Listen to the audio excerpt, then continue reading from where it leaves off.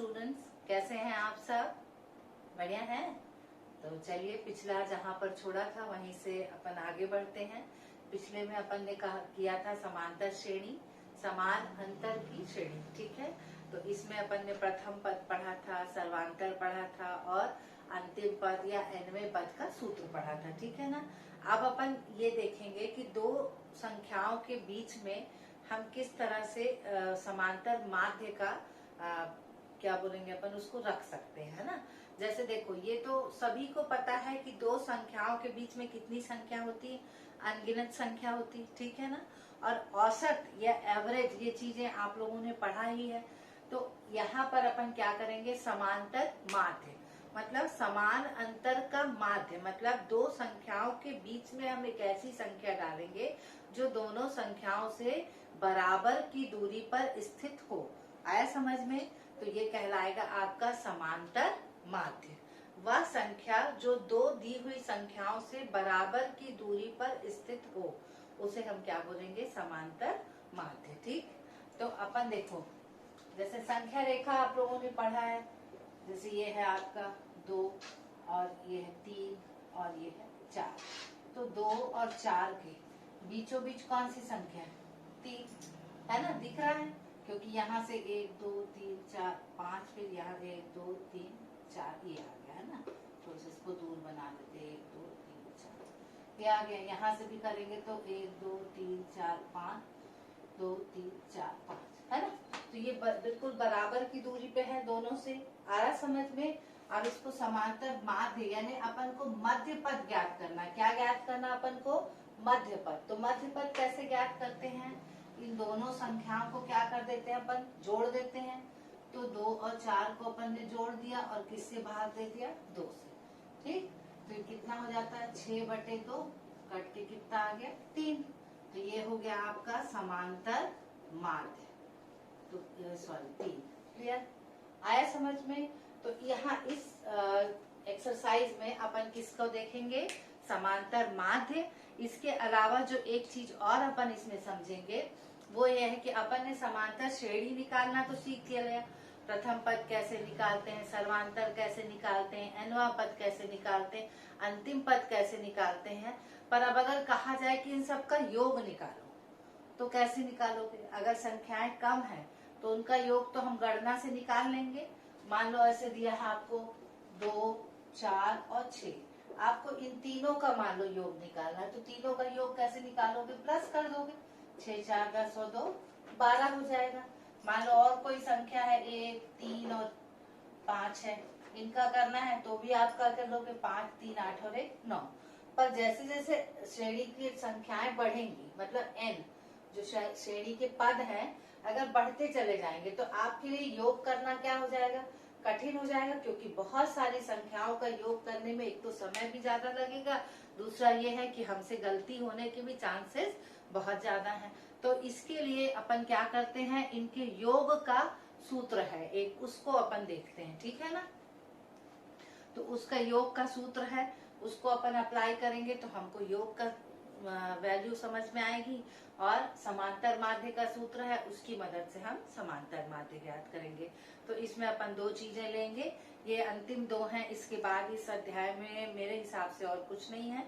तो चलिए सबसे पहले अपन क्या निकालते हैं? समांतर माध्य। तो अपन प्रश्नावली 2 के ही उससे निकाल रहे हैं। पहला प्रश्न है इसका 1/2 और -1/2 का समांतर माध्य ज्ञात कीजिए। प्रश्नावली 2 है ये, है ना। 1/2 और -1/2 का समांतर माध्य ज्ञात कीजिए, ये है आपका प्रश्न, ठीक। प्रश्न है 1/2 और -1/2 के बीच का क्या निकालना है? समांतर माध्य, ठीक है। अच्छा, समांतर माध्य का सूत्र जो है वो ये होता है, प्रथम संख्या को मान लेते हैं a, द्वितीय संख्या को मान लेते हैं b और बटे 2। जैसे ये प्रथम है और ये द्वितीय, ठीक। इन दोनों को जोड़ के किससे भाग दे देना है? 2 से। तो वही होता है इसका समांतर माध्य। आया समझ में? अब अपन इसको यहाँ पर अप्लाई करेंगे तो समांतर माध्य बराबर 1/2 प्लस -1/2/2, ठीक है। प्लस इंटू माइनस क्या हो गया? तो 1/2 माइनस 1/2 बटे 2, ये दोनों कट गया, कट के क्या आ गया 0, 0/2 मतलब क्या आ गया आपका 0। तो इसका आंसर कितना आ गया आपका 0। क्लियर हुआ? ठीक है। अब चाहो तो आप संख्या रेखा में लिख के देख सकते हो आप 1/2 और -1/2 के बीच का बिंदु कौन सा होगा, है ना। तो उससे भी आपको समझ में आ जाएगा। ठीक है। अब चलिए दूसरा भी प्रश्न वैसा ही है। इनका क्या निकालना है अपने को, समांतर माध्य। तो एक इसको भी कर दे रही हूँ क्योंकि x y देखकर आप लोग का बीपी जो है वो थोड़ा थोड़ा बढ़ जाता है, तो इसको मैं बता देती हूँ, हालांकि बहुत आसान है। चलो तो दूसरा प्रश्न देखो क्या है ये, x² - 3xy और y² + 3xy, इनके बीच का क्या निकालना है हमको, समांतर माध्य। क्या निकालना है हमको, समांतर माध्य। तो फिर वही है, समांतर माध्य का सूत्र क्या होता है, a + b/2। अब देखो a के स्थान पे ये पूरा आएगा और b के स्थान पे ये पूरा आएगा। ठीक है। तो ये आएगा समांतर माध्य बराबर a की जगह पे आएगा x² - 3xy + y² + 3xy/2। दोनों का मान रख दिया अपन ने। अब देखो -3xy और +3xy क्या हो गया, कट गया। तो आपका समांतर माध्य बराबर क्या आ गया, x² + y² बराबर 2/2। ये क्या आ गया आपका आंसर। आया समझ में? तो ये बन जाएगा आप लोग से। तो चलिए ये है 2 सवाल बिल्कुल सरल, जिसमें आपको सिर्फ मान रख के 2 से भाग देना है और आपका आंसर आ जाएगा। ठीक है। अब चलिए तीसरा प्रश्न जो है उसको अपन देखते हैं। 2 संख्याओं का समांतर माध्य 7 और उनका गुणनफल 45 है। कितना है, 45। ठीक है। संख्याएं ज्ञात कीजिए। तो तीसरा प्रश्न थोड़ा सा फर्क है, तो अपन इसको देखते हैं अपन। ठीक, तीसरा प्रश्न है ये। अब 2 संख्याओं का समांतर माध्य, इसमें दिया है समांतर माध्य बराबर कितना दिया है, देखो 7 है ना, ये दिया। और उन्हीं संख्याओं का गुणनफल दिया है। जो 100 संख्याएं हैं उनका गुणनफल कितना दिया है, 45। ये दिया है तुमको प्रश्न। तुमको क्या ज्ञात करना है, वो 2 संख्याएं जिनका समांतर माध्य 7 है और गुणनफल कितना है, 45। ठीक है।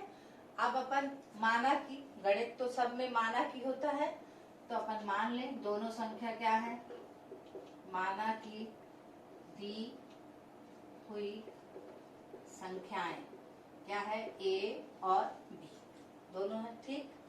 अब समांतर माध्य का सूत्र अपन ने पढ़ा है अभी 1 मिनट पहले, क्या है, a + b/2 है ना। तो यहाँ समांतर माध्य के स्थान पे हम क्या लिख देंगे, 7।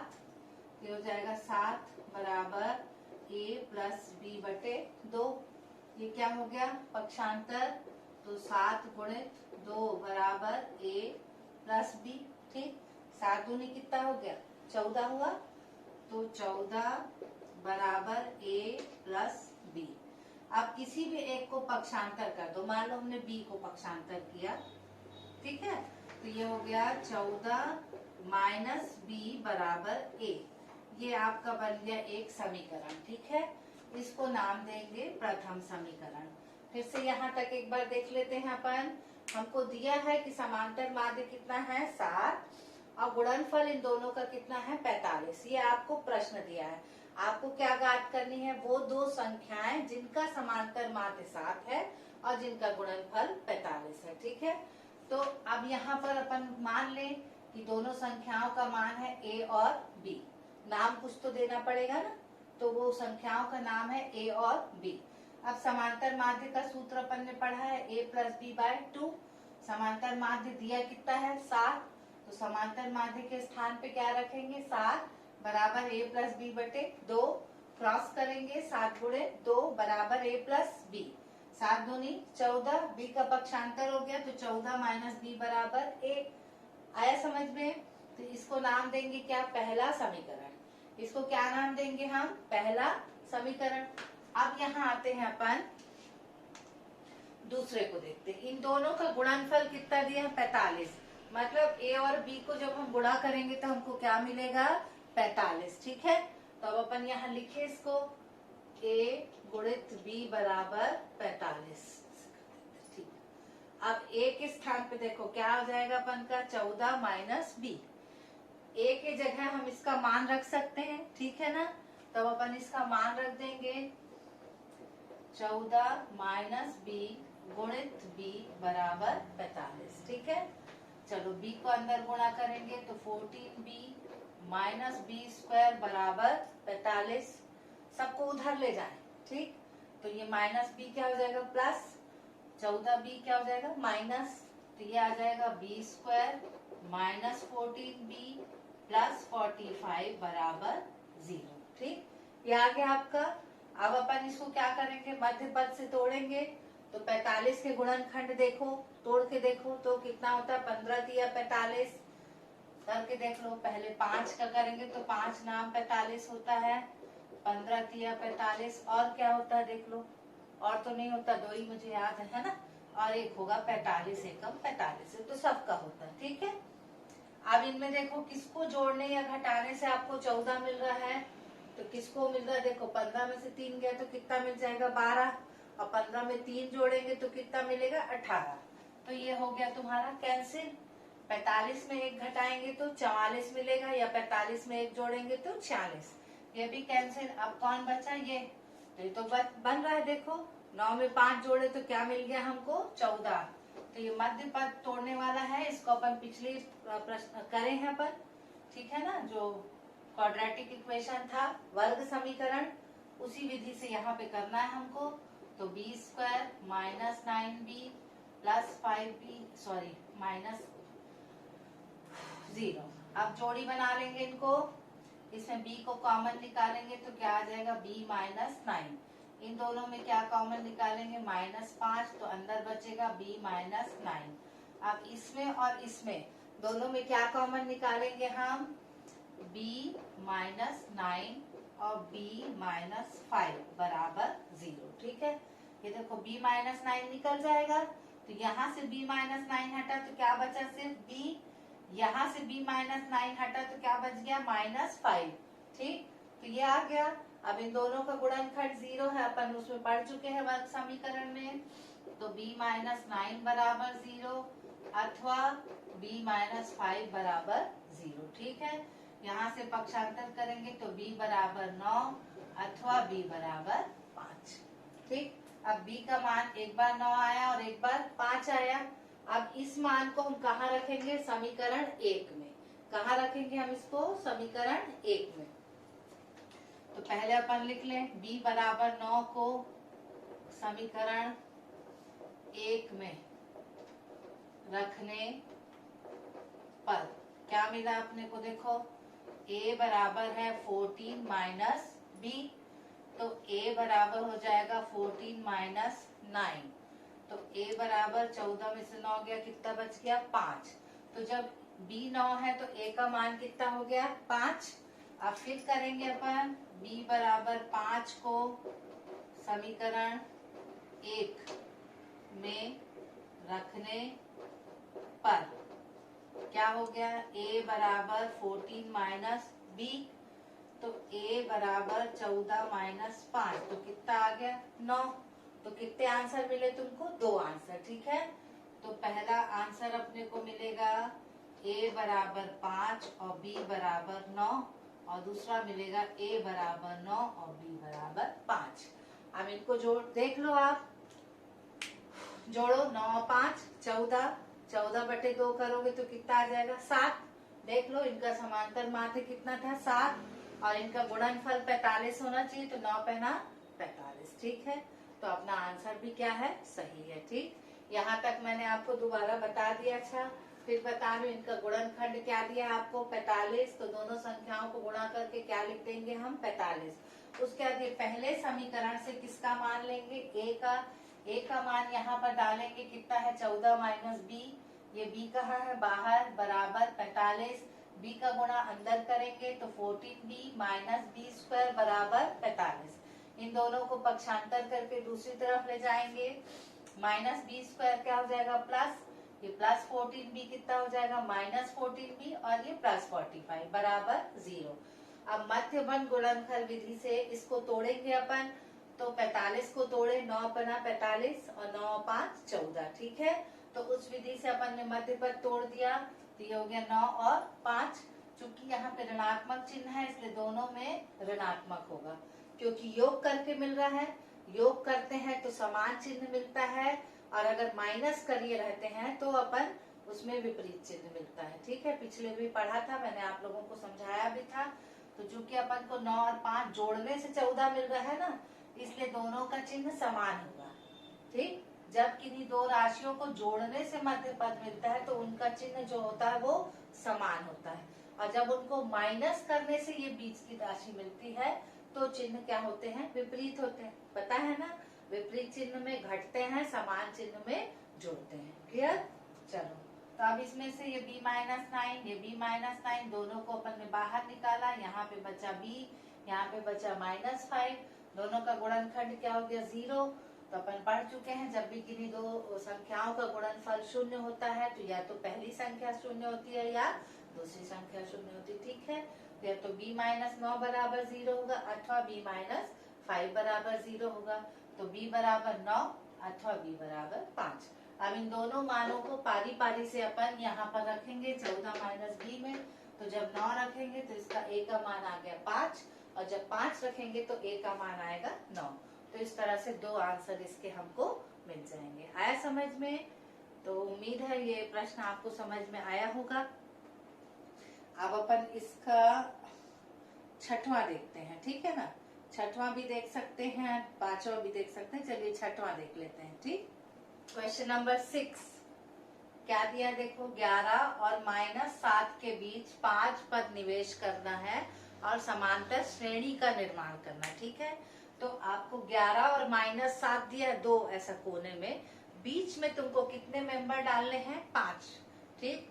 इस तरह से डालना है कि जब वो बन के तैयार होगी श्रृंखला तो वो क्या बने, आपकी समांतर श्रेणी। प्रश्न समझ में आया? गणित का सबसे पहला नियम है कि आपको प्रश्न अच्छी तरीके से समझ में आना चाहिए, ठीक है। प्रश्न समझेंगे तो आपका 50% काम वहीं पे हो जाता है।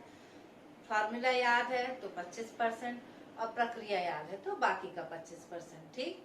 तो अपन पहले प्रश्न को समझ लिए कि 11 यहाँ पर है, माइनस 7 यहाँ, बीच की जो जगह है इसमें हमको 5 पद डालने हैं, ठीक है।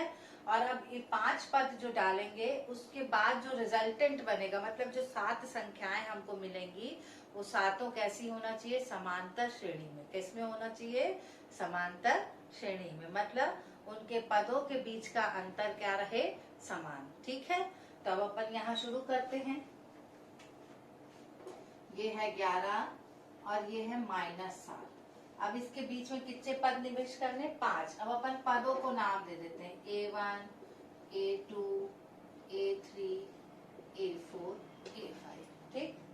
अब कितने हो गए कुल, देखो यहाँ से गिनो, 1 2 3 4 5 6 7। तो कितने पद हो गए, 7। तो जैसे ही कितने आता है, मैंने बताया था ना, उसको क्या नाम देंगे अपन, n। तो n बराबर कितना हो गया अपने पास, 7। प्रथम पद क्या है आपका 11, और अंतिम पद क्या है आपका माइनस 7। ये तीन चीज अपने पास है। अब हमको क्या बनानी है, समांतर श्रेणी। अब क्या करेंगे भाई, देखो अंतिम पद है अपने पास, तो अपने पास अंतिम पद का सूत्र भी है, ठीक है। क्या है अपने पास, अंतिम पद का सूत्र। और हमको जब a मालूम रहता है तो हम क्या करते हैं, d जोड़ के अगला पद निकालते हैं। तो हमारे पास n है, a है, l है, पर d अपने पास नहीं है। अगर d मिल जाएगा तो अपन पूरी की पूरी श्रेणी बना लेंगे, है ना, सही बात। तो अपन क्या निकालेंगे, l की जो अंतिम पद का जो सूत्र है उसकी मदद से किसका मान निकालेंगे, d का मान। क्लियर हुआ? तो यहाँ l इक्वल टू अपने को पता है a plus n minus 1 into D. ये सूत्र दिया है अपने को। अंतिम पद का अब इसमें मान रखते जाए अपन। अंतिम पद का कितना मान है, 7 माइनस 7 ना। प्रथम सॉरी अंतिम पद ठीक है। अच्छा, प्रथम पद कितना है 11 प्लस n का मान कितना है 7 माइनस 1। d हमको नहीं मालूम, ठीक है, हमको नहीं मालूम। अब अपन क्या करेंगे, देखो -7 बराबर 11, 7 में से 1 गया, कितना बचेगा आपका 6 गुणित d। अब इस 11 को हम इस तरफ पक्षांतर कर दे, ये हो गया -7 माइनस 11 बराबर 60। दोनों को जोड़ के कितना आ जाएगा -18 बटे बराबर 60।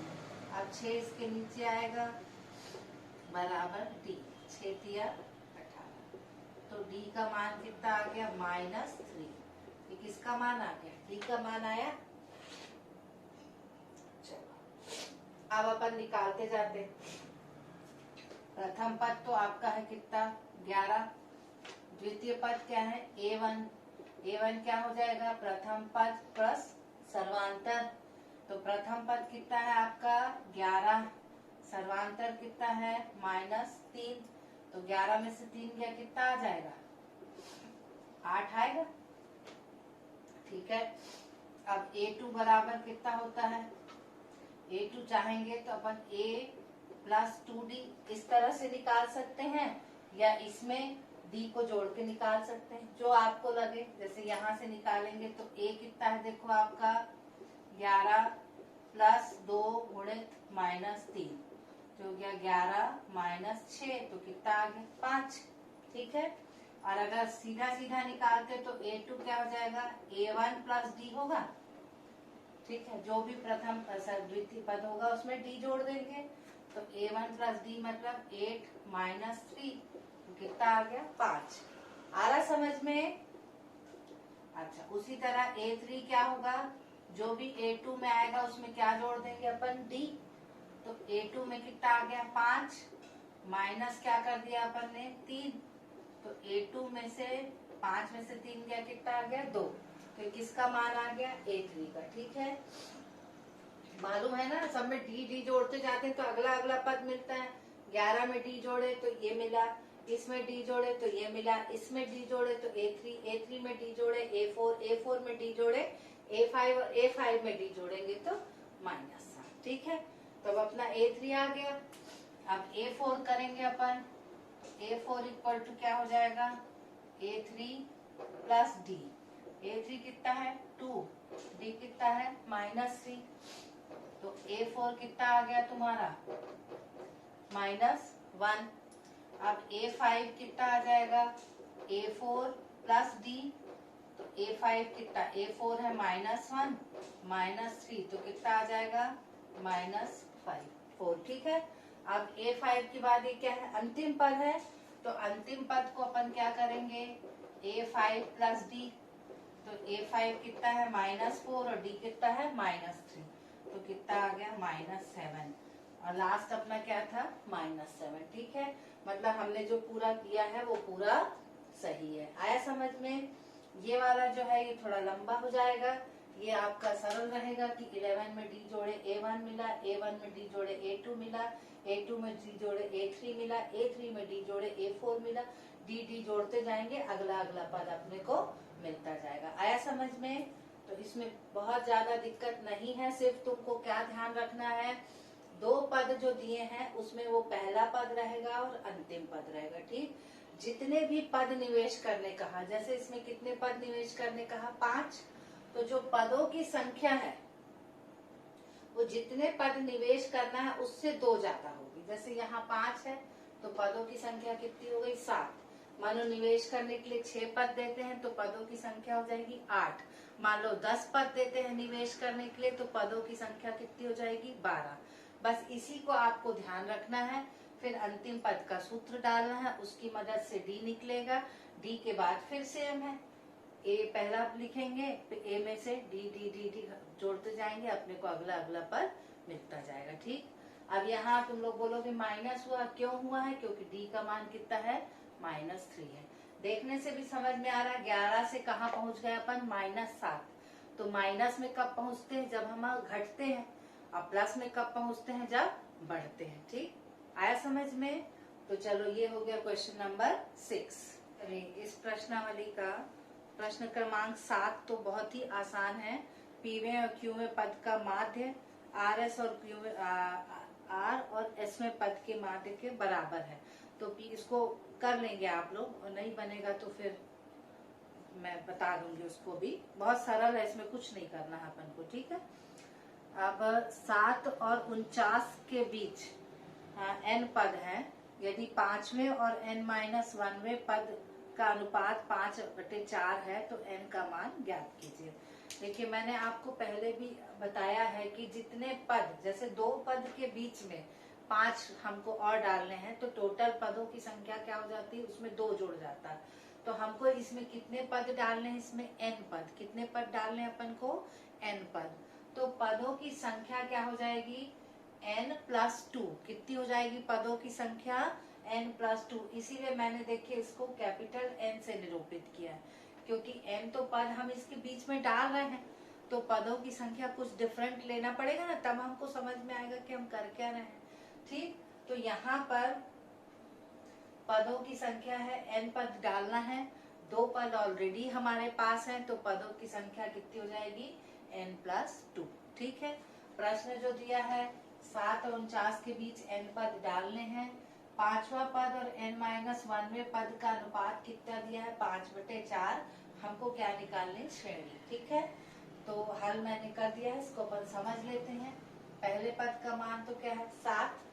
अंतिम पद यानी n+2वां पद क्या है, 49। उसको हमने नाम दिया l, जैसे अपन कर रहे थे। ठीक है, पदों की संख्या कितनी है, n+2। अब अंतिम पद का सूत्र डालेंगे, l बराबर a plus n-1 into D. अब यहाँ पे ये जो n है इसको अपन कैपिटल N से लिखते हैं ताकि अपने को क्लियर हो जाए। पदों की संख्या अपन ने क्या ली है, देखो यहाँ पे कैपिटल N। ठीक, तो n-1 इंटू डी। अब पदों की संख्या कितनी है, देखो n+2। पिछले अपन ने जो 2 गणित किए उसमें अपने को पता था 5 है कि 6 है कि 7 है। यहाँ नहीं पता तो अपन क्या डाल देंगे, n+2 जो यहाँ लिखे हैं। अब ये -1 इंटू डी। ठीक है, ये लिखा है। अंतिम पद है 49 बराबर a की जगह 7 प्लस n+2 -1 इंटू डी। पक्षांतर के 7 को तो 49 में से 7 किया 42। अब यहाँ देखो 2 में से 1 गया तो 1, n+1 इंटू डी, ये आ गया। अब यहाँ से हम क्या कर देंगे, d को यहीं छोड़ के n+1 को इसके नीचे ले आए, तो d का मान निकल गया 42/n+1। इसको हमने नाम दिया समीकरण 1। यहाँ तक समझ में आया। यहाँ एक ही चीज थोड़ी सी याद करने लायक या ध्यान देने लायक, वो है पदों की संख्या। तो पहले भी मैंने बताया था कि जितने पद निवेश करने के लिए वो कहता है, पदों की संख्या उससे 2 ज्यादा होती है। जैसे यहाँ पे कितने पद निवेश करने के लिए कह रहे हैं, n पद, तो पदों की संख्या उससे 2 ज्यादा, मतलब n+2। बाकी सिंपल है, सूत्र में डाल दिए। यहाँ पे किसका मान निकाला अपन ने, d का। अब यहाँ पर आते हैं, ये वाले हिस्से को देख रहे हैं। ठीक, पहला समीकरण डाल दिया, अब इसको छोड़ रहे हैं। अब आगे देखो, 5वां पद और n-1वां पद। अपने को पता है सूत्र, 5वां पद का क्या होगा, a + 4d। n-1वां पद तो n-1 जो भी है उससे 1 कम होगा, मतलब -1। ठीक है, तो ये हो गया n-1वां पद। अब इनका अनुपात दिया है 5/4। ठीक, तो यहाँ पे अपन रखेंगे a के स्थान पे क्या आ जाएगा, 7, तो 7 + 4d, और ये 7 + n-2 इंटू डी। अब पक्षांतर कर देंगे 4 को ऊपर और ये नीचे वाले को इधर क्रॉस कर देंगे। ठीक, तिर्यक गुणा या क्या बोलेंगे अपन, हाँ वही तो बोलते हैं। चलो, ये 4 × 7 + 4d, ये 5 × 7 + n-2 इंटू डी। ठीक है, अब अंदर गुणा करेंगे, 7 चौको 28, 4 चौको 16, 5 7 35, और ये 5 को अब अंदर अभी नहीं डाल रहे हैं, तो 5 को d से गुणा करके छोड़ दिया अपन, n-2 को एज इट इज। ठीक, अब क्या करेंगे, 1 से को एक तरफ डाल देते हैं, तो डी वालों को सबको एक जगह भेज देते। ठीक, तो 5d उस तरफ आ जाएगा और ये 28 इस तरफ आएगा, तो 16d - 5d इंटू n-2 है। n-2 को यहाँ नहीं छोड़ना, ये पूरा एक संख्या है ना, ये पूरी की पूरी उस तरफ जाएगी। ठीक, अब ये 28 इधर आया, तो 35 में से 28 गया, कितना बचा, 7। इसमें से और इसमें से d को हम क्या कर देंगे, बाहर, और 5 का अंदर मल्टीप्लीकेशन, तो ये हो गया 5n ये माइनस माइनस क्या हो गया प्लस। ये साइन को याद रखना, साइन में अधिकतर हम गलती कर जाते हैं, ठीक है, कि माइनस को अंदर गुणा करते तब भी अंदर का जो चिन्ह रहता है उसको तरफ हम ध्यान कम दे पाते हैं, इसीलिए हमारी गलती होने की जो गुंजाइश रहती है वो थोड़ी ज्यादा होती है, ठीक है। अब ये आ गया अपना, अब से n+1 को अपन पक्षांतर कर देंगे। यहाँ पर d के स्थान पे हमने क्या किया, d का ये वाला मान 42/n+1 इसको यहाँ पर डाल दिया। अब n+1 पक्षांतर किया और 42 का अंदर गुणा किया। देखो 16 और 10 कितना हो गया 26 -5n। 42 गुणित 26 हुआ 1092, ये हुआ 42 गुणित 5 210, ये 7n+7। अब n वालों को एक तरफ की और बाकी को इधर, तो -210n इधर आ गया और 7 इधर आया, ठीक। 100 इसमें से गया तो 10,085 बचा, 1085 सॉरी, और ये है 217। काट के कितना आ गया 5, काटना बनता है ना, 217 गुणित 5 करोगे तो तुम देख लेना 1085 आता है, ठीक। तो n का मान आ गया अपने पास 5, d का मान क्या दिया था देखो 42/n+1, तो n के स्थान पे रख दिया 5, 5 और 1 6, 6 के पहाड़ा पढ़ो तो 6 7 42, तो d का मान कितना गया 7। अब देखो इसमें 7 7 जोड़ते जाओ, अगला अगला पद मिलता जाएगा, तो 7 7 7 14, 14 7 21, 21 7 28, 28 7 35, 35 7 42 और 42 और 7 49। तो कितने पद निवेश किए अपन ने देखो 1 2 3 4 5, तो कितने पद निवेश किए 5, सर्वांतर कितना रहा 7, और ये आपकी क्या बन गई श्रेणी। आया समझ में। तो ये आसान है, प्रश्न देख के थोड़ा सा घबराना भी नहीं है और कंफ्यूजन की स्थिति में भी नहीं आना है। सबसे पहले यही बस एक चीज जो आपको याद रखना है कि पदों की संख्या जो है वहीं पे गड़बड़ होता है, ठीक है, वहां पे गड़बड़ होता है। तो अपन जैसे उनने कहा कि 5 पद निवेश कीजिए, तो हमने n को 5 ले लिया, नहीं, हमको उससे 2 ज्यादा लेना, क्योंकि प्रथम और अंतिम पद को उसने शामिल थोड़ी किया, वो हमको शामिल करना है कि 5 हमको जोड़ना है, पर 2 मेंबर हमारे पास ऑलरेडी हैं, तो उनको हमको मिलाना है। जैसे इसमें n पद डालना था, पर 2 मेंबर हमारे पास थे ना भाई, प्रथम पद और अंतिम पद, तो इनको भी हमको शामिल करना है उसमें, इसलिए पदों की संख्या क्या हो गई n+2। एक पॉइंट यहाँ पर आपको ध्यान देना है। दूसरा पॉइंट जो ध्यान देना है वो यहाँ पर कि जब माइनस चिन्ह अंदर जाता है तो ये जो अंदर का चिन्ह है वो बदलता है, ठीक, और इसमें जैसा है वैसे डालना। और यहाँ पर देखो n-1वां पद बोला है, तो उससे एक और कम होगा, एक और कम होगा, तो ये क्या हो जाएगा -2, क्योंकि माइनस माइनस प्लस हो जाता है, n-1 है और उसमें से फिर -1 होगा, ठीक। तो ये चीज छोटा सा 2 जगह आपको याद रखना है, बाकी तो प्रक्रिया बहुत आसान है। तो उम्मीद है ये आपको समझ में आया होगा। तो ये समांतर श्रेणी, समांतर माध्य अपन ने इसको किया। अब नेक्स्ट क्लास में अपन पदों के योगों का सूत्र निकालेंगे और उसको फिर हम हल करेंगे, ठीक है। समांतर श्रेणी का योग हम कब करेंगे, नेक्स्ट क्लास में, ठीक।